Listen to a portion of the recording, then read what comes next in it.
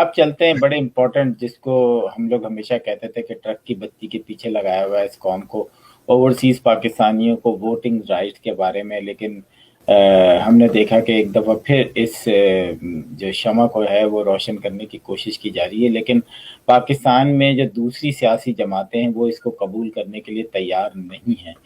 تو آپ کیا سمجھتے ہیں، کیا ایک جماعت جو ہے اس کو لاگو کرنے کی صلاحیت رکھتی ہے؟ اور آخر وہ کیا وجہ ہے کہ باقی جماعتیں جو ہیں وہ یہ نہیں چاہتی کہ اوورسیز پاکستانیوں کو ووٹ ڈالنے کے جو ہیں وہ رائٹ دیے جائیں؟ دیکھیں، اس کی دو وجوہات ہیں. ایک تو اس میں جو پہلو ہے وہ سیاسی ہے، دوسرا پہلو آپریشنل ہے. عمران خان صاحب کی جماعت کا ایک بہت بڑا جو طبقہ ہے سپورٹرز کا، وہ بیرون ملک آباد ہے. بیرون ملک جو وہ شوکت خانم کی یا نمل کالج کی چندہ مہم چلاتے رہے ہیں، اس میں بھی ان کو بہت زیادہ سپورٹ ملی ہے. سو وہ ہمیشہ سے اس خیال کے حامی ہیں کہ ہماری جو سپورٹ بیس ہے وہ بیرون ملک موجود ہے. دوسرا جو اس وقت وہ ایک اپنے لیے بساط بنانے کی کوشش کر رہے ہیں اگلے الیکشن کو سامنے رکھ کے، اس میں ان کو یہ لگتا ہے کہ ملک کے اندر اگر کہیں نہ کہیں کچھ لوگ ناراض بھی ہیں یا تھوڑی بہت حمایت میں کمی آئی بھی ہے تو وہ اس کو آف سیٹ کر سکتے ہیں ملک سے باہر کا ووٹ لے کر، ان لوگوں کو خوش کر کے. اور اس سے شاید ان کی یہ امید بھی ہو کہ اگر وہ لوگوں کو پاکستان کے الیکٹورل سسٹم میں سٹیک ہولڈر بنا لیں گے تو ممکن ہے کہ اس کی وجہ سے کوئی انویسٹمنٹ بھی آنی شروع ہو جائے، جیسے ابھی یہ روشن ڈیجیٹل اکاؤنٹس انہوں نے شروع کیے ہیں، یا ریمیٹنسز کی بہت زیادہ بات ہوتی ہے کہ وہ بڑھ گئے ہیں پچھلے ایک سال میں. سو یہ تو حکومت کی سوچ ہے جس سے وہ ایک آپریشنل فائدہ اٹھانے کی کوشش کر رہے ہیں، اکنامک فائدہ اٹھانے کی کوشش کر رہے ہیں، اور دوسرا سیاسی فائدہ اٹھانے کی کوشش کر رہے ہیں. کیا واقعی وہ سارے لوگ جو ہیں جو بیرون ملک موجود ہیں وہ یا ان کی اکثریت تحریک انصاف کو ووٹ دے گی؟ یہ ایک ایزمپشن ضرور ہو سکتی ہے، لیکن اس کا امپیریکل ایویڈنس ابھی کوئی نہیں ہے. سو یہ دیکھنا ہوگا کہ واقعی ایسا ہوتا ہے یا نہیں ہوتا. دوسرا جو اس میں ایک فیکٹر ہے وہ یہ ہے کہ کیا آپ ایسا کر پائیں گے یا آپ کو ایسا کرنا چاہیے.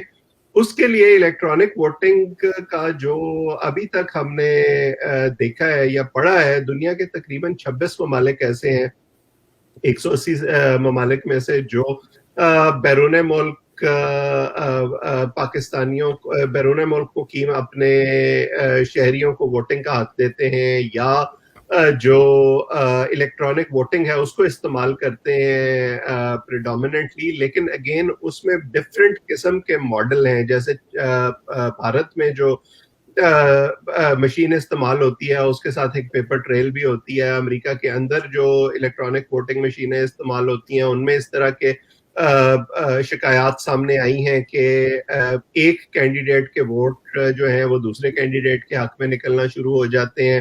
برطانیہ میں ٹیسٹ کیا گیا الیکٹرانک ووٹنگ مشین کا، لیکن اس ٹیسٹ کرنے کے بعد انہوں نے یہ فیصلہ کیا کہ نہیں، ابھی ہم اس کو استعمال نہیں کریں گے اور ابھی ہم مینول طریقہ کار پہ ہی رہیں گے. سو یہ کہنا کہ الیکٹرانک ووٹنگ جو ہے وہ بالکل فول پروف ہے، یہ شاید اتنا صحیح نہیں ہے. اس میں بھی کئی قسم کے مسائل موجود ہیں. اور ہمارے ملک میں بنیادی مسئلہ یہ تو ہے ہی نہیں کہ ووٹ کون دیتا ہے یا کون نہیں دیتا یا کس طرح ووٹ دیتا ہے. بنیادی مسئلہ تو یہ ہے کہ جب جو شخص ووٹ دیتا ہے کیا وہی ووٹ اسی ڈبے سے نکلتا ہے یا اس کی مرضی سے اور اس کے ووٹ سے تبدیلی آ رہی ہے، یا وہ جو حکومت ہے اس میں کوئی ایکسٹرنل ویریبلز بھی شامل ہیں، یا اس جو پروسیس ہے اس کو کوئی اور مینوپولیٹ کرتا ہے. اور اگر مینوپولیٹ مینولی کیا جا سکتا ہے تو وہ پھر مشین کو بھی کیا جا سکتا ہے. سو وہ ایک ایسا فیکٹر ہے جس پر میرا خیال ہے اپوزیشن کو اور عوام کو اعتماد میں لینے کی ضرورت ہے. پھر جو تقریباً 90 لاکھ سے زائد پاکستانی پوری دنیا میں آباد ہیں، آپ ان سب کی ووٹنگ کیسے کرائیں گے؟ کیا آپ ان سب کو کانسلیٹس میں بلائیں گے؟ کیا آپ ان کو کوئی لنک بھیجیں گے کہ وہ گھر بیٹھے ووٹنگ پروسیس میں حصہ لے سکیں؟ کیا ہمارے سفارت خانے جو ہیں وہ کوئی بلڈنگز یا جمنیزیمز یا گراؤنڈ ایسے ہائر کریں گے اور وہاں پر علیحدہ سے انتظامات کریں گے اس قسم کی ووٹنگ کے لیے؟ اگین جب وہ ایسا کریں گے تو وہ کتنے شہروں میں کر لیں گے؟ بڑے شہروں سے باہر نکل کر, کیونکہ تمام پاکستانی بڑے شہروں میں آباد تو نہیں ہے, یا ان کے لیے ایکسیسیبلٹی اتنا بڑا ایشو تو نہیں ہے جیسے ابھی ہم امریکہ میں دیکھتے ہیں کہ جن جن شہروں میں پاکستان کے قونصلیٹ قائم ہیں, اس کے علاوہ بھی بہت سارے شہروں میں پاکستانی آباد ہیں جنہیں اپنے پاسپورٹ کے لیے یا ویزے کے لیے یا دوسرے کاموں کے لیے لمبا سفر کر کے جانا پڑتا ہے ان شہروں میں. تو کیا وہ جا پائیں گے, کیا انہیں اپنے کام سے چھٹی ملے گی؟ یہ وہ سارے سوال ہیں جن کا ابھی واضح جواب کسی کے پاس نہیں ہے.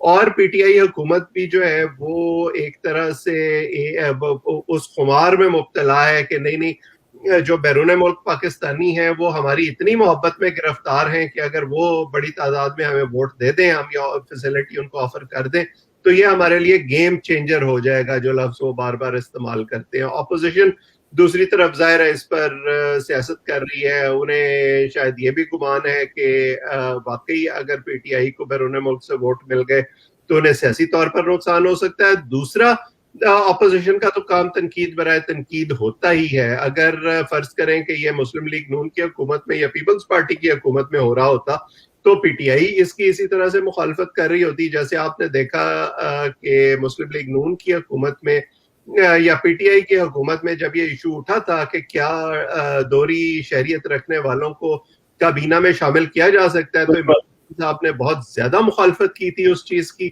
لیکن اب جب وہ خود حکومت میں آئے ہیں تو انہوں نے خود زلفی بخاری کو اور دوسرے لوگوں کو اپنی کابینہ میں شامل کر لیا ہے. یہ دونوں طرف جو ہے نا وہ یہ کانٹرڈکشن پائی جاتی ہے. بالکل, آپ نے بہت زبردست تجزیہ کیا. ناظرین, یہ بات بالکل ایک حقیقت ہے کہ اپنے لاکھوں ان پاکستانیوں کو جو کہ صرف انگوٹھا لگا سکتے ہیں, اپنا نام بھی نہیں لکھ سکتے, لیکن وہ یورپ کے اندر یا عرب ایمریٹس یا جو ہماری عرب کنٹریز ہیں ان کے اندر موجود ہیں. اگر ایک سفارت خانہ ہے, جسٹ ایگزامپل کہ کویت میں 1,00,000 پاکستانی رہتے ہیں, تقریباً 85% جو pاکستانی ہیں وہ مزدور ہیں. تو ایک سفارت خانہ کس طریقے سے کنٹرول کرے گا؟ اسی طریقے سے 26-27 لاکھ اور پاکستانی انہی جگہوں پہ رہتے ہیں. صرف عرب کنٹریز کے بات کر رہا ہوں. امریکہ کی 50 ریاستوں میں صرف 4 قونصل خانے ہیں. یہ جو شوشہ ہے, اب آپ فرض کریں, ایک گیس کریں کہ پاکستان میں الیکشن ہو رہے ہیں اور اوورسیز پاکستانیوں کو رائٹ ہے ووٹ کا, تو آپ کو نہیں لگتا کہ ہیوسٹن میں جگہ جگہ کیمپ لگے ہوں گے کہ جی ووٹ دیجئے, یا ہمارے الیکشن ہو رہے ہیں ورجینیا میں, شکاگو میں, تو ایسا لگے گا کہ پاکستان سے باہر پاکستانی جو ہیں وہ پاکستانی نہیں ہیں, وہ پی ٹی آئی ہے, وہ مسلم لیگ ہے, وہ کاف ہے, وہ نون ہے, وہ کچھ بھی پیپلز پارٹی ہے, سب کے کیمپ لگے ہوں گے ایک اور پیسے کا ضیاع. اور پھر جو جیتے گا, اس جس طریقے سے اس حکومت پی ٹی آئی نے لوگوں کو اپنی حکومت میں جگہ دی ہے, جس طرح پنجاب کے گورنر آتے ہیں وہ یہاں پر بزنس مینوں کے ڈنر اور لنچ اور برنچ کھا کے ان کو فیسیلیٹیٹ کرتے ہیں پاکستان کے اندر, صوبہ پنجاب کے اندر ان کو وی آئی پی دیتے ہیں, کیونکہ ان کو ان کی این جی اوز کو $50,000 انہوں نے چندہ دیا ہوتا ہے. تو پھر تو یہ ایک پاکستان کا اکھاڑا نہیں بن جائے گا اگر یہ سب ہم سوچیں, اور یہ ہوگا. یہ میں چاہوں گا کہ آپ بھی بتائیں, کیا یہ نہیں ہوگا؟ جی دیکھیں, آپ کہہ رہے ہیں اکھاڑا نہیں بن جائے گا, میں تو یہ کہتا ہوں کہ کیا وہ پہلے نہیں بنا ہوا؟ جن تمام مسائل کی آپ بات کر رہے ہیں, یہ تمام مسائل تو ہم آلریڈی دیکھ چکے ہیں اتنے سالوں میں. آپ مجھ سے بھی زیادہ عرصے سے بیرون ملک مقیم ہیں, اور آپ نے دیکھا کہ ہر جگہ جہاں جہاں پاکستانی دنیا میں موجود ہیں, وہ چاہے ان کے فرقہ وارانہ مسائل ہوں, چاہے سیاسی مسائل ہوں, چاہے گروہی مسائل ہوں, ہر قسم کے اختلافات کو وہ اپنے ساتھ پوری دنیا میں کیری کرتے ہیں اور ان سے آگے نہیں بڑھ پاتے. تو اگر اس قسم کی سیاسی ایکٹیویٹی بھی یہاں شروع ہو گئی تو پھر یقیناً اس کی وجہ سے اس میں اضافہ ہوگا, اس میں کمی تو کوئی نہیں ہوگی.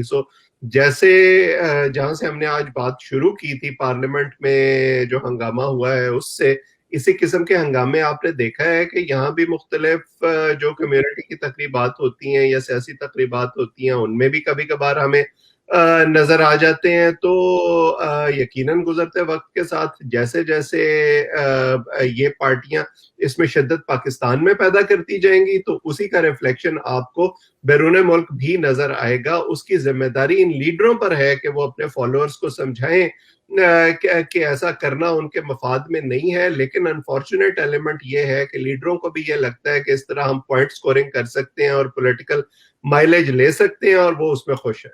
جی، جس طرح کے لیڈروں نے آج پارلیمنٹ میں اور کل پارلیمنٹ کا جو حشر کیا ہے اسی طرح کے لیڈرز بھی ہیں. اب کیا کیا جائے ہر طرح کی پارٹی میں، مطلب میں کسی ایک پارٹی کو یہ بات نہیں کہہ رہا ہوں. ناظرین، ہم بعض دفعہ ہماری خبروں پہ یا ہمارے تبصروں پہ کافی لوگ تنقید بھی کرتے ہیں، لیکن جو چیزیں سوشل میڈیا دکھا دیتا ہے وہ میں سمجھتا ہوں کہ معاشرے کے لیے یا ان اداروں کے لیے بھی جو ہے ایک بہت بڑا کوشچن مارک کھڑا کر دیتا ہے، اور اس کے بعد جو ہے اداروں میں شاید اس پہ نوٹس بھی لیا جاتا ہے. یہی وجہ تھی کہ ایک ویڈیو آئی مارکیٹ میں، اور اس کے بعد ہم نے دیکھا پاکستانی ٹی وی چینلز کی تو مجال نہیں تھی کہ وہ ویڈیوز دکھاتے، لیکن بی بی سی والوں نے ڈائریکٹ کانٹیکٹ کر کے جو نئے ایئر چیف فضائیہ کے آئے ہیں ان سے پوچھا کہ جناب اس ادارے کے جو اسپوک پرسن ان سے پوچھا کہ یہ کیوں ہوا تھا. انہوں نے اس کو وجہ بھی بتا دی کہ جی وہ اپنے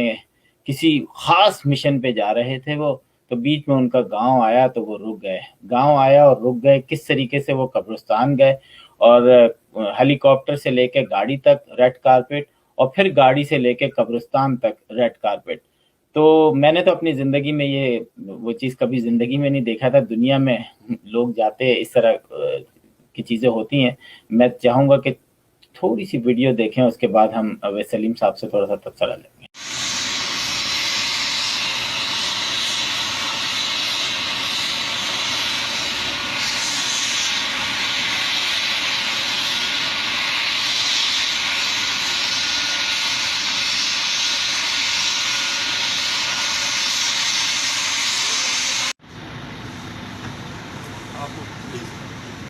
جی ناظرین، آپ نے ویڈیو دیکھی تو اویس صاحب اس قسم کی جب ویڈیو آتی ہے تو پھر دکھانے پہ ہمیں جو ہے وہ تھر سے یہی لگتا ہے کہ آپ اینٹی پاکستان بات کرتے ہیں. مجھے ایک بات بتا دیں، اس میں اینٹی پاکستان کی کون سی بات میں نے دکھا دی ہے؟ یہ تو ایک بی بی سی کی رپورٹ تھی، سوشل میڈیا پہ ایک رپورٹ چل رہی تھی، میں نے تو اسی کا ذکر کیا تھا چاہے ٹویٹر پہ چاہے فیس بک پہ، لیکن مجھ پہ لعنت لوگوں نے بھیجنی شروع کر دی. مجھے بتائیں کہ اب یہ سوشل میڈیا اب تو اور بھی بڑھے گا، جس طریقے سے سوشل میڈیا دنیا میں آ رہا ہے، اور آپ نے دیکھا یہی نہیں دوسرے ملکوں کی بھی اس طرح کی خبریں جو ہیں وہ باہر آتی ہیں. جی کیا کہیں گے آپ؟ جی عاصم، دیکھیں سوشل میڈیا جو ہے نا وہ ایک ڈبل ایج سورڈ ہے. اس میں جہاں بعض اوقات ہمیں شکایتیں پیدا ہوتی ہیں، فیک نیوز کا ایک بہت بڑا کلچر ہے، ویوز کا بہت بڑا کلچر ہے، وہاں پر ایک ایڈوانٹیج یہ بھی ہے کہ سوشل میڈیا پر آپ کوئی خبر روک نہیں سکتے جو آپ مین سٹریم میڈیا میں یا ٹریڈیشنل طریقوں سے کبھی کبھی روک لیا کرتے تھے. چیزیں لوگوں کے سامنے آ جاتی ہیں. اب جو تمام لوگ اس ویڈیو کو ڈیفینڈ کر رہے ہیں اور یہ کہہ رہے ہیں کہ نہیں اس میں کوئی بڑی بات نہیں ہے، یہ اتفاقاً وہی لوگ ہیں ایٹ لیسٹ ان کی اکثریت جو اس سے پہلے سیاستدانوں پر اور بیوروکریسی پر اور ججوں پر بہت زیادہ تنقید کرتے ہیں کہ وہ پروٹوکول کیوں لیتے ہیں اور وہ ان کے ساتھ اتنے بڑے بڑے انٹراج کیوں چلتے ہیں، اور پاکستان جیسے ملکوں میں ایک اسلامی ریاست میں اور ایک غریب ملک میں ایسا نہیں ہونا چاہیے. یہ تو ایک کانٹرڈکشن کو ظاہر کرتا ہے جہاں آپ چیزوں کو جج کرتے ہیں اس بنیاد پر کہ وہ آپ کی پسند کے شخص نے کی ہیں یا آپ کے مخالف شخص نے کی ہیں. دوسرا جو اس میں مسئلہ ہے، اگر میں ڈیولز ایڈوکیٹ بن سکوں، دیکھیں ہمارا ایک خاص طرح کا کلچر ہے ہمارے یہاں، اور میرا کیونکہ دیہات سے تعلق ہے، ہمارے یہاں عموماً یہ ہوتا ہے کہ اگر کوئی شخص کسی بڑے عہدے تک پہنچ گیا ہے تو اس کے آس پاس کے لوگوں کو یہ لگتا ہے کہ وہ ان کے لیے بہت زیادہ کارآمد ثابت ہو سکتا ہے. ان کے لیے ایک طرح پرائیڈ کا بھی باعث ہوتا ہے کہ ایک چھوٹے علاقے سے نکلنے والا شخص جو ہے وہ بڑے عہدے تک پہنچ گیا ہے. اس کے لیے خیر مقدمی بینر آویزاں کیے جاتے ہیں، اس کو ہار پہنائے جاتے ہیں، طرح طرح سے اس کا استقبال کیا جاتا ہے. جیسے نئے چیف صاحب پہلی دفعہ اپنے گاؤں میں جا رہے تھے تو عین ممکن ہے، میں بینیفٹ آف ڈاؤٹ ان کو دینے کے لیے تیار ہوں کہ عین ممکن ہے کہ ان کہ گاؤں والوں نے یا ان کے ملنے جلنے والوں نے اپنے طور پہ ان کا اس طرح کا استقبال کرنے کا فیصلہ کیا ہو جس سے ان کو یہ لگے کہ ہاں اگر میں اپنے گاؤں آیا ہوں تو میرے گاؤں والوں نے مجھے عزت دی ہے، اور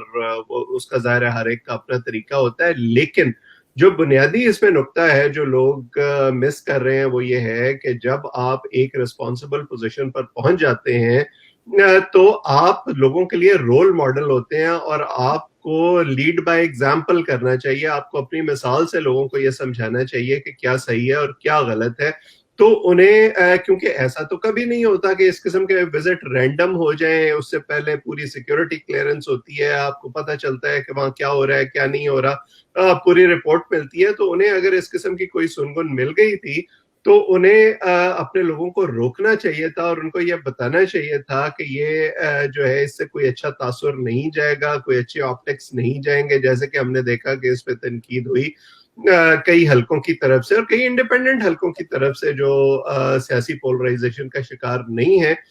میں یہ امید رکھتا ہوں کہ اب اگرچہ یہ سارا کچھ ہو گیا ہے لیکن آئندہ اس سے وہ سبق سیکھیں گے، یا ہمارے طاقتور حلقے جو مختلف جگہوں پر ہیں وہ سبق سیکھیں گے کہ آج کل کے ماحول میں کس قسم کی چیزیں ایکسیپٹیبل ہیں اور کس قسم کی چیزیں نہیں ہیں. So these were bad optics, اور آئندہ وہ اس سے اعتراض کریں گے.